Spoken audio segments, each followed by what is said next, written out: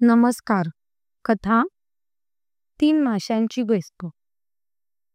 स्वच्छ पाणी असलेल्या एका तळ्यात एक पाट एका नदीला मिळालं होता. त्या तळ्यात तीन मासे होते. त्यापैकी एक मासा दूरदर्शी होता, दुसरा शहाणा व तिसरा अगदीच मूर्ख होता. एके दिवशी दोन कोळी त्या तळ्याजवळ आले व आत पाहता असता त्यांना ते तीन लठ्ठ मासे दिसले. तेव्हा त्यांना धरण्यासाठी ते आपली जाळी आणायला गेले. त्या कोळ्याचा बेत त्या माशांच्या लक्षात येताच ते बिचारे भिवून गेले. त्यापैकी जो दूरदर्शी मासा होता तो पाटातून पळून जाऊन नदीत शिरला.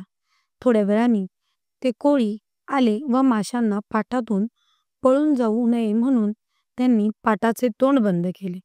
ते पाहून त्या शहाण्या माशास आपण पळून न गेल्याबद्दल पश्चाताप झाला. पण तितक्यात त्याला एक युक्ती सुचली.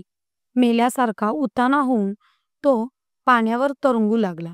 कोळ्याने त्याला वर काढले व तो मेला असे समजून त्याला पुन्हा पाण्यात फेकून दिले.